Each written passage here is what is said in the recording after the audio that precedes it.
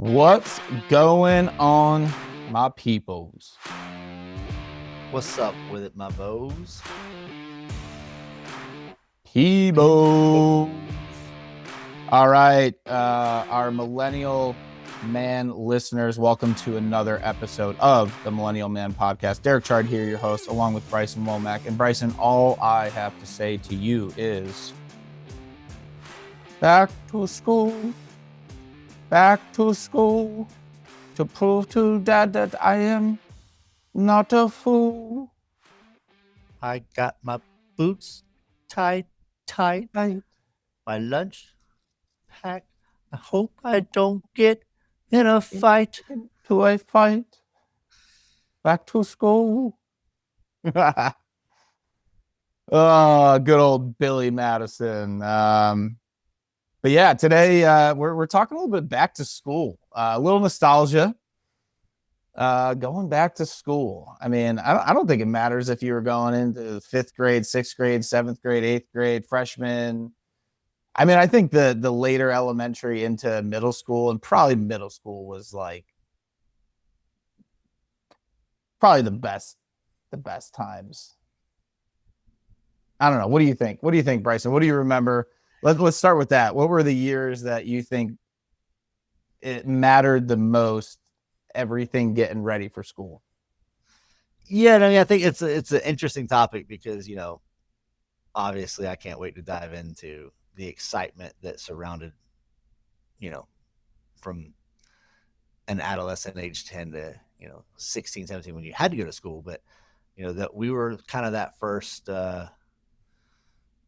wave of generation that wait, is school necessary? Now we've got AI and all that. So we also, graduated in one of the, college in one of the biggest recessions.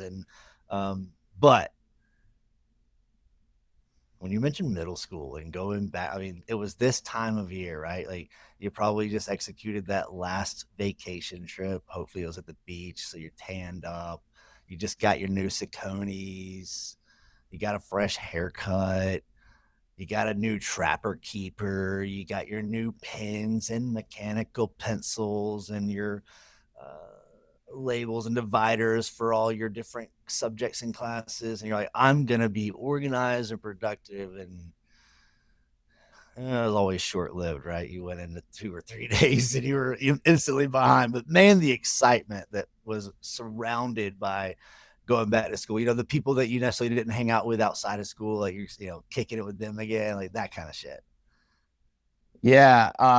I think there was two big things I was excited about is yeah, some of the people you didn't see all the time during the summer. You were like curious to see them. Even if it was like girls, like you come back the next year and you're like, damn, Sara, like I don't remember you looking like that last year. Or like whatever. But yeah, and then getting prepared, like they used to I don't know when they gave it to you. I think they even like mailed it because I think they like physically mailed you like a list of everything that you needed for the next grade. And it was like, Well, yeah, like four at least 1 inch binders with dividers and paper. You need this, you need some pencils, you need pens. Like they gave you like a list of like what you would need for that grade, and you went to Staples or Office Depot or whatever the other ones were that were still around, and you just well, went nuts. I'm from the fucking country, so we went to Kmart. Oh, okay, yeah. Uh, When Kmart was around, yeah, yeah, or Wally World, either one. But the yeah, progression for me that I remember was elementary school and there's a couple things, topics I want to bring up here. Number one, I do want to talk about like who was that favorite teacher you had. That one teacher just made an impact that you just easily look back on in your life. But the progression for me was elementary school was they sent you a list to like your parents or something, and it was bring Kleenexes, bring this, bring that, so like glue. But then once you got to middle school, I know for me that's when you started changing classes. Like right, every class changed depending on the subject, so there was an orientation. Yep. The orientation, so that way you understood the, in middle school the classes were always side by side, but then I remember that orientation in high school, and it was like, oh, you mean I got a 15-minute walk across the fucking campus here, like, but going back to that elementary, like, that list of, oh, you mean we've got to supply the school with everything they need this year? Yeah. Yeah. The colored No. paper, the colored pencils, the crayons, markers, glitter, glue. I Yeah. mean, we're getting high on glue. Yeah.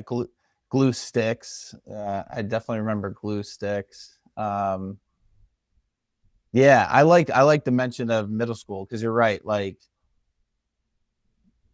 I think middle school is probably the biggest transition, right? Because you were in like, and again, I don't know if north and south is different. I grew up north in Connecticut, but our elementary school was what, like, like kindergarten, K through 5, right? So fifth Yep. grade, but you had one classroom, you had one teacher, One and that one teacher. teacher taught you everything. Now you might have had an art class or a gym class. That was it. Yeah. Well, we had computer lab, right? You'd go to the computer and like, But but you yes, had like, math, yeah, little like science, offshoots, reading, that was all the same teach. right? Well, unless you were either number one retarded like me and you had to go to like the special reading class, or there were those that were what we called gifted, where they Yeah. went and took a little more advanced material. I was Fucking one of those. loser. I was one of Fuck, those. Believe it or not. fucking But no, loser. that.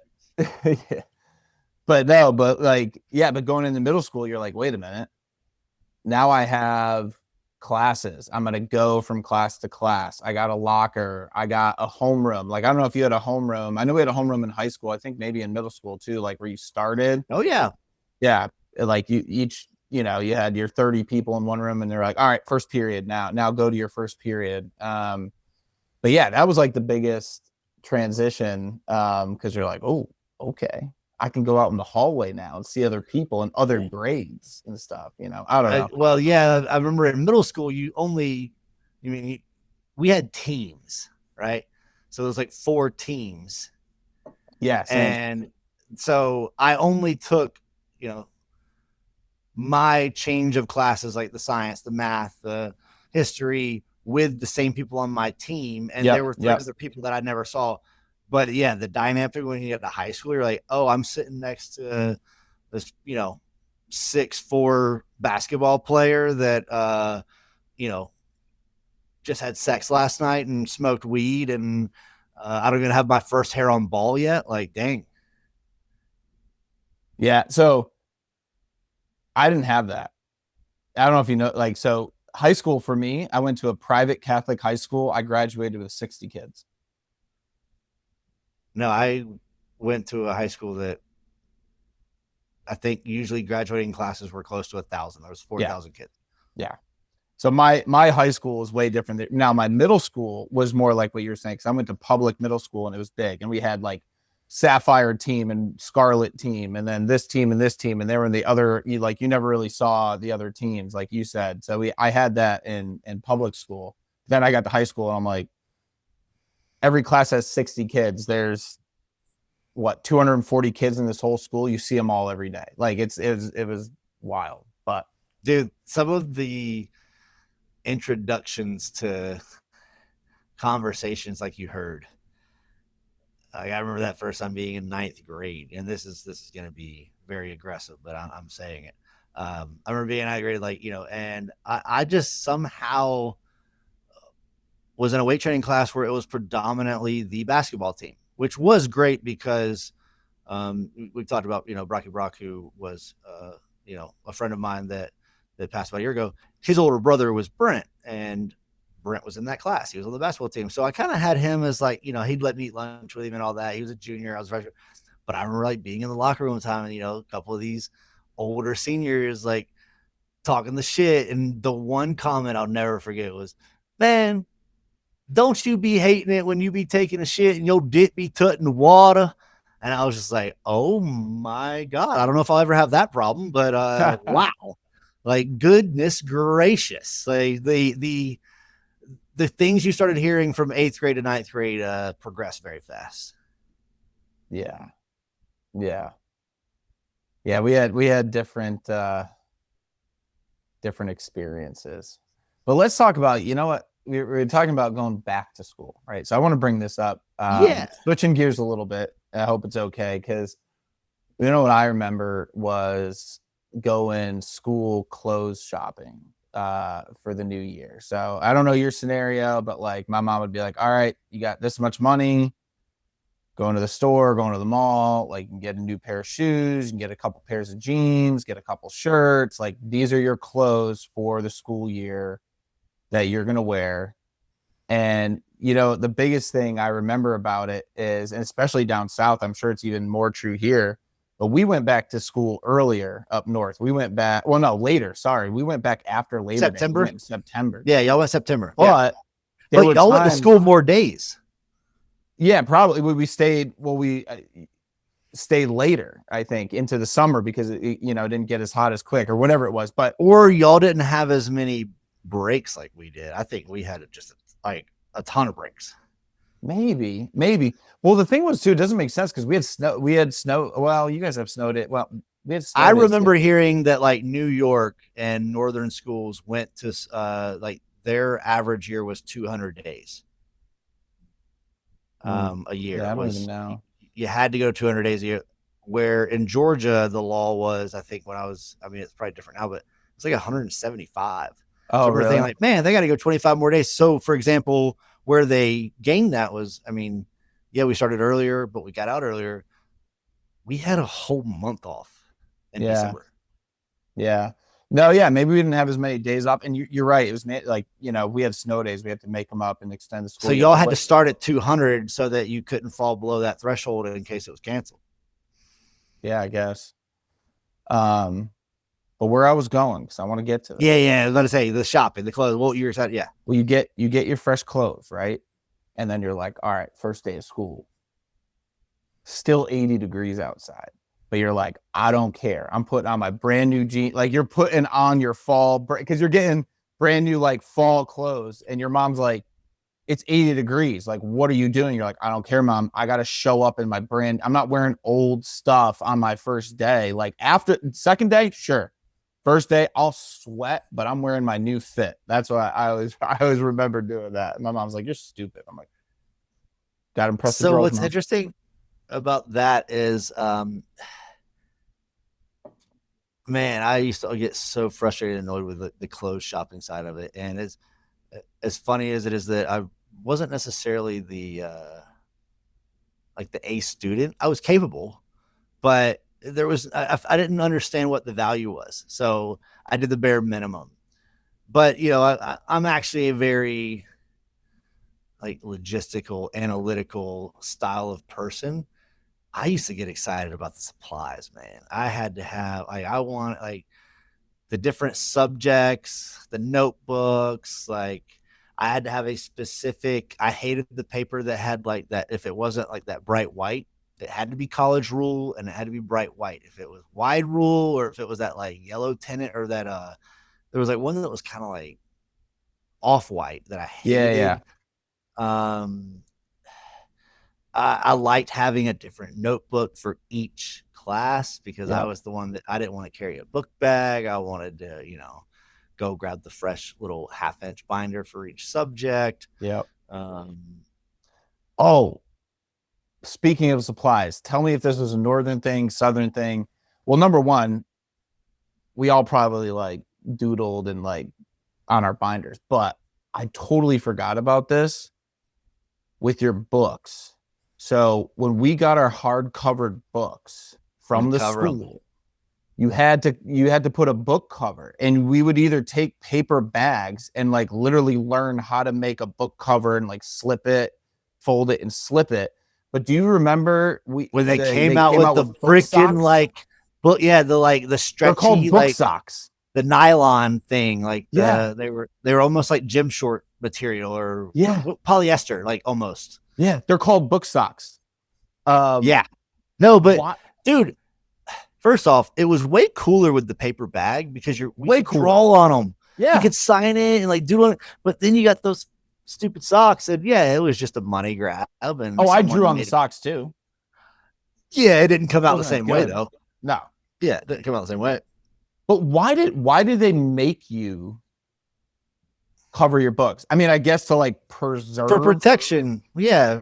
We Yeah, need but what did a freaking paper bag over it really do? I don't know. paper I mean, I bags, probably liked not. it because, like you said, we could draw and doodle on it and make it our own, and like, Probably, you know why? Because they had people that would draw on the actual book before us, and they're like, "All right, we got to start covering these."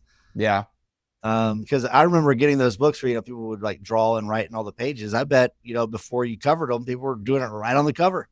There's yeah. always a reason because of something happening why they changed a rule. So that's got to be it.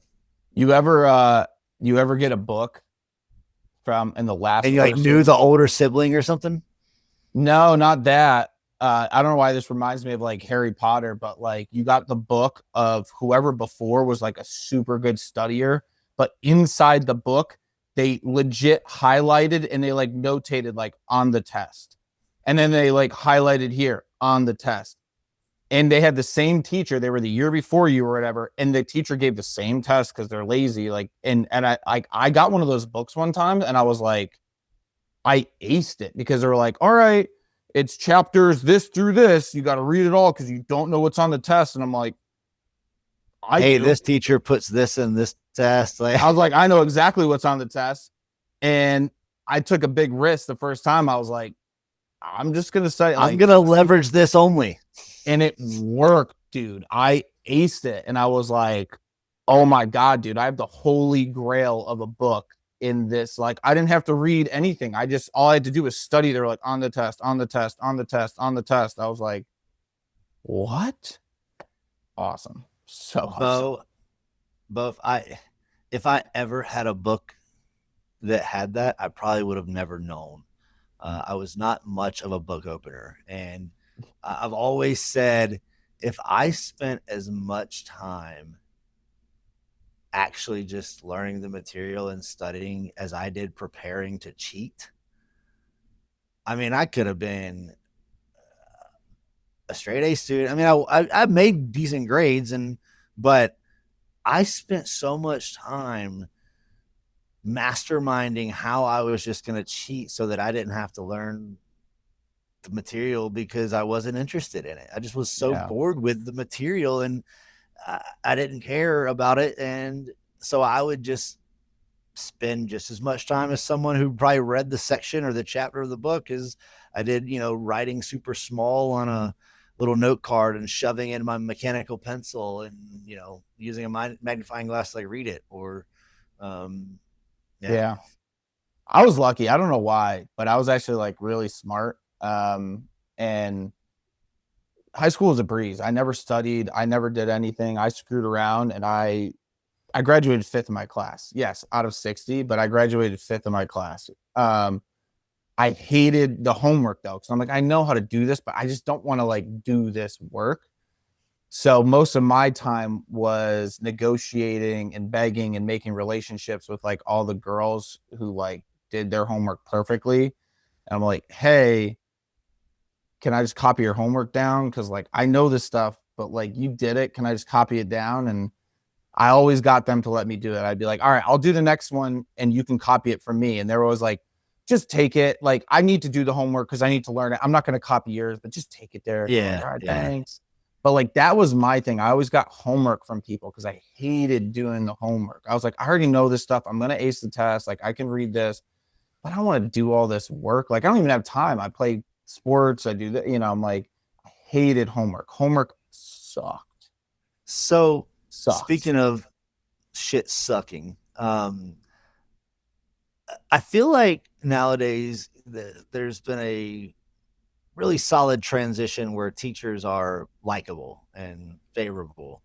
But I also felt like when we were kind of maneuvering through those early years, like that was still when you didn't like your teachers. Like it was, you had always that one or two. Do you ever have a teacher that was just like, man, they were a badass? And if you did, why? Why were they to you? Like what makes them stick out in your mind? Because I have one and I wanted to compare. I'm sure there's more. Um, I'm sure there's more that I would have to think about. Um, But the first one that sticks in my mind was high school, and she was my Spanish teacher.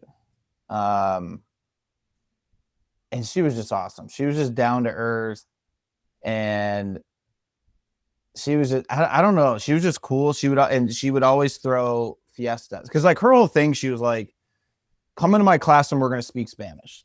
But she's Culture. like, yeah, but she was like, she would have fiestas all the time. She's like, all right, cool. Like, I think she had fiestas every week. And then she was like one of those teachers though, that was just like, all right, like it was almost like she hated doing the homework. She's like, all right, let's have a fiesta, or like, let's do this. And we watched some Spanish. She would just put on like Spanish soap operas, and we would just like chill in the dark. And she didn't even care. She's like, yeah, you guys can chat. Just keep it down if other people are watching the Spanish, like telenovela, like to like learn Spanish. So like, she just like understood. She's like, I'm not gonna like just be respectful. Like I'm gonna let you do what you want to do, but just be respectful about it. And we all respected her. And then it was always like, yeah, fiesta. She was like, yeah, we're gonna have tacos and try to speak Spanish. Like, I just, she's the first one that comes to mind.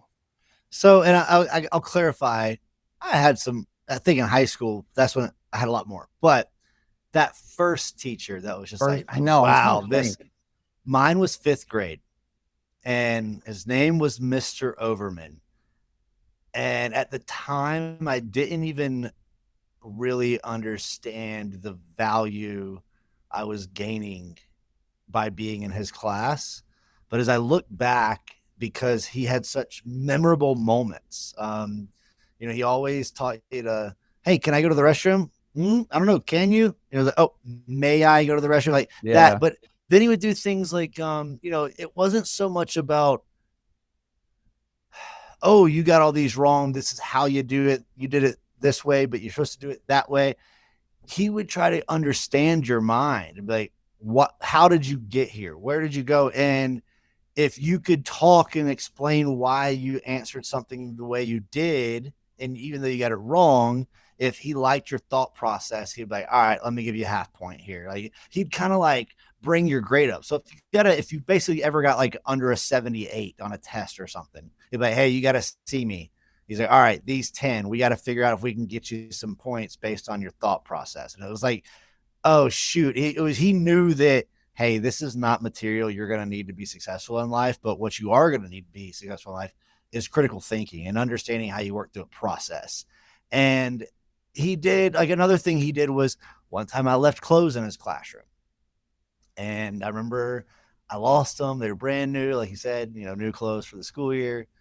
And I remember he came out and hey, Mr. Womack, left these clothes in my class. He goes, how much do you think your mom paid for these jeans? And I was like, I don't know, like $30. He goes, okay. How much do you think she paid for these shoes? $60. How much do you think she paid for this shirt? $20. Okay, can you add all that up for me? So it's like, all right, so 30 plus 60, 90 plus 20, 110. He goes, okay. So what's 110 divided by 10? I was like, well, it's like 10 or 11. 11. He's like, yeah, 11. Cool. Give me 11 push-ups right here and I'll give it back to you. And then you're sitting there doing push-ups as a fifth grader. But I don't know. I thought it was funny that I'm doing that's push-ups, but cool. I'm sitting there and now I'm 38 years old and I'm looking back on fifth grade. And this guy was like actually telling me the value of your, you know, material, but Yeah. also he made me work through a math problem and then gave me a physical exercise. So it was just like, oh my God, this guy just had an unreal ability to just capture your attention and leave a lasting impression. And that's where I think teachers, can really crush it. And that's what made it exciting going to fifth grade for me. Did like hearing you say that, like 95, 6, 7, 8, 9, 9, whatever the of teachers are, they're saints, dude. I don't know how they do it dealing with us kids and like doing stuff like that instead of like working with you and like the patience and the time. I'm like, it like looking back, I'm like, man, I don't know how teachers had patience and still tried to teach us stuff that we definitely didn't want to learn. We all had ADD. Like, it wasn't even diagnosable then. Like, it's wild. The fact that they enjoyed their job, because I know which was always weird. I'm not going back to school. I hated school, but I was always excited to go back to school. And then it was always a quick week. And I'm like, oh, man. I hated school, but I hated missing school because like all your friends were there, right? Like if I was like like I wanted to go to school, like I remember I It's thought like in school, FOMO. like you It's like miss go to the school. party. Yeah, like you miss school and then you're like, shoot, I want to be there. I'm missing stuff. I'm missing drama. I'm missing, I'm missing like my friends and what's going on. So like you wanted The to be funny at shit school. that happened at lunch. And Yeah. No, I remember that story gave me. I had one science teacher, and I can't believe I can't remember her name, but she let us do a song. Like she's like, come up with a song. We got into like groups, and we did. I'm sorry, Miss Jackson. Ooh, I am for real, and we did it on who is that? Outcast. yeah, And we had like momentum or inertia or whatever. We're like, and we did a whole rap and we put her name and sorry, Miss Whoever, we are for real. And like, it was the best thing that we ever did. So I was like, I'm trying to remember like other like school experiences and teachers that made like learning fun. But yeah, then you were talking about your clothes and how much your parents paid for it. Dude, my mom, I think this is when I was younger. She was a stickler. She would buy us clothes for the school year. She's like, that's all you get. And I think I was younger because I would go out to recess whenever we had recess when it was still around. And I was playing sports in the dirt. Like I didn't care, like on my knees, whatever. I would put holes in my knees of my jeans. I'm like, Mom, I need new jeans. She's like, you're not getting new jeans. She would sew a patch onto my jeans, dude. I looked like a freaking homeless I looked like a poor person. She's like, I don't care. You're going to school like that. She's like, next time, take care of the clothes I buy you because I'm putting a patch on them and you have to go to school like that. And I was like, yeah. But that was her teaching me to take care of the things that she bought me because I didn't value them because it wasn't my money. I didn't understand it, So my mom was that made me think of it where your teacher was like, how much do you think your mom paid for these? Don't just leave these hanging around, Good memories. Wow. Back to school, man. I am glad. You know what's funny? I'm gonna say this last thing. I remember complaining about school to my mom. Like, oh, school. And you didn't realize that your parents worked year round. Like we had breaks in the summer off and like and then your parents are like, I work year round for how many, like you're complaining about school. You get 3 months off in the summer, you get a month off here. I just remember like now that I'm an adult, I'm like, man, we used to complain about school. We literally went in, sat in a class, goofed around with our friends, had to take a test that really didn't matter in our life, got time off, got break. We went in from 7:30 or whatever to 2:00. We got out at 2:00. And I'm an adult and I'm like now I got bills and work I'm like, man, school was easy. Like school was like a breeze. Oh yeah, it really was. I mean, homework sucked. That's the one thing I hated. Homework sucked. Well, I think hated getting out of school and having to do more work. Stuff But is everything else now, but it's like you have to do it. There's a value, like if you don't, there's failure to come with it. Whereas like right at school, it was like there was no passion behind it for me, so that's why it seemed harder. Yeah, but hey, yeah, you're right. I mean, great topic. I mean, I can close it if you're ready. Yeah, I'm ready, baby. I'm ready. Yeah, so I guess kind of the lesson on it is maybe going back to school isn't admitting that you got it wrong the first time, and maybe that's the proof of why millennials refuse defeat, refuse to stop growing because we've survived the recessions, the pandemics, and the terrible dad jokes. So I guess remember, life isn't this final exam. It's just a lot of pop quizzes. Stay curious, stay humble. Class is dismissed, and we'll see you next Tuesday on the Millennial Mate. Don't forget about you, Bo. Don't forget about you, Bo.